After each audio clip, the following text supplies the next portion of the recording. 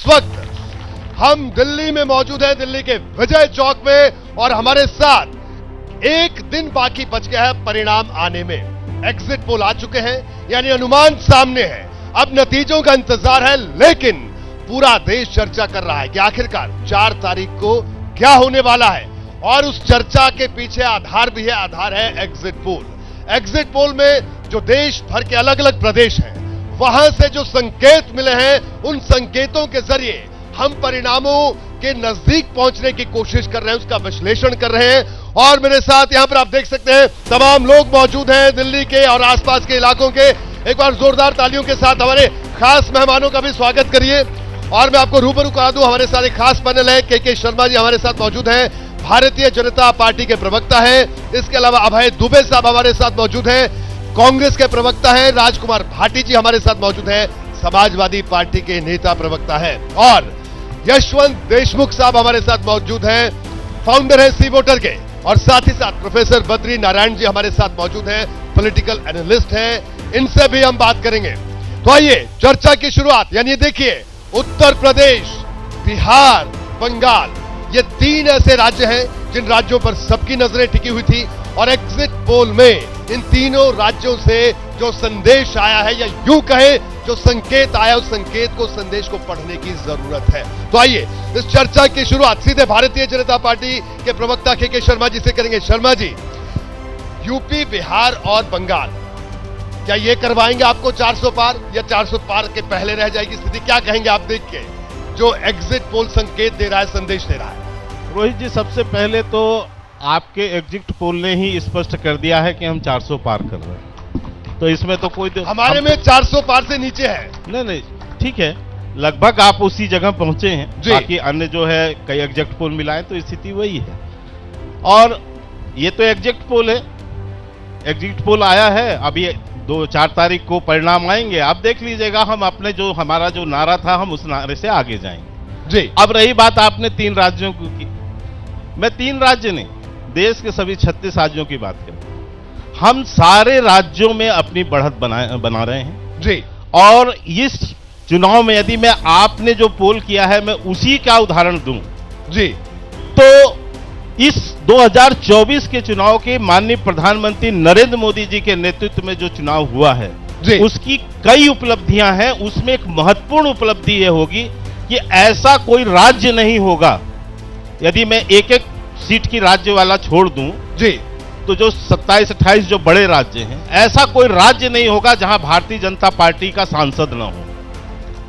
यह सबसे बड़ी उपलब्धि होने वाली। ठीक है। और मैं यहाँ यशवंत जी भी हैं, कई लोग हैं, उसे बता देंगे। आपने भी जितने पोल निकाले हैं उसमें आप देखिए, हम केरला से लेके, तमिलनाडु से लेके, और वैसे भी 2019 के भी चुनाव में मैं दक्षिण उत्तर में भेद नहीं करता, ये तो कांग्रेस का विभाजनकारी नीति है, लेकिन हम 2019 में भी साउथ के सबसे बड़े पार्टी थे, सबसे ज्यादा सांसद हमारे पास थे जी।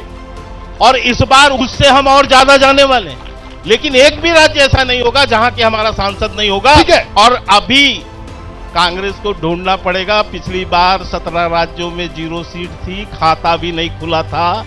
इस बार आपका एग्जिट पोल बता रहा है कि 21 राज्य ऐसे होने जा रहे हैं जहां इनका खाता नहीं खुलने वाला। ठीक है, के शर्मा जी, उसमें आंध्रा है, उसमें मध्य प्रदेश है, उसमें छत्तीसगढ़ है, ऐसे अभी 3-4 राज्य में और बता सकता हूं। ठीक है, के शर्मा जी, अब अभय जी अपना एक नया आंकड़ा ढूंढ के लाएंगे, मुझे अभय दुबे साहब के पास आऊंगा, कांग्रेस के पास। अभय दुबे साहब, के शर्मा जी के दावे आपने सुने, एक राज्य का जिक्र भी इन्होंने किया।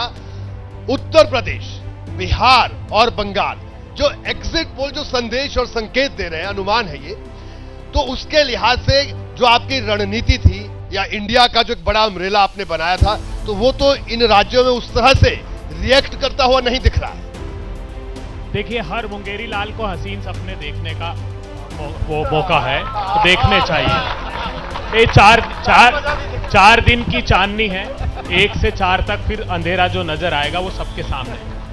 मैं देश के लोगों से बताना चाहता हूं, आखिर क्यों राहुल गांधी, कांग्रेस पार्टी और प्रतिपक्षी दलों ने बोला कि ये मीडिया का और मोदी सरकार का प्रायोजित एग्जिट पोल है।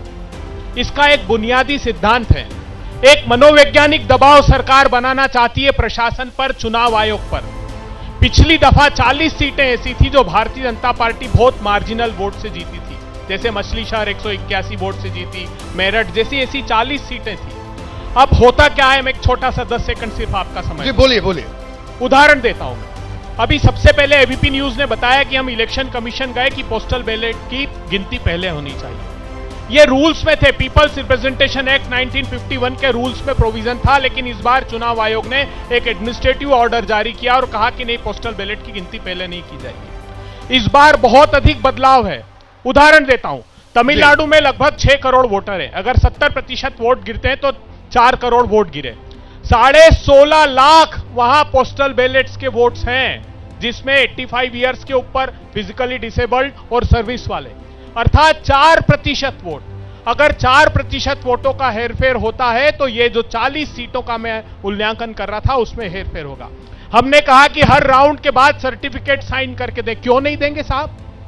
भारतीय जनता पार्टी एकमात्र राजनीतिक दल है जिसको इस बात से आपत्ति नहीं है कि 10 दिन बाद चुनाव आयोग 6% वोट बढ़ा देता है। सारे राजनीतिक दल पूछते हैं कि ये कैसे किया, वो बताने को तैयार नहीं, लेकिन ये चिंतित नहीं और हमसे लड़ते हैं कि नहीं नहीं, चुनाव आयोग ठीक कर रहा है। मुख्य चुनाव आयोग को नियुक्त करने के लिए Modi ji chief justice of India को उसमें से हटा देते तो ये मैनिपुलेट करना चाहते हैं। ठीक है, वो हम होने नहीं देंगे। अब मैं आपको और बताऊंगा। उत्तर प्रदेश मार्ग प्रशस्त करेगा सत्ता का।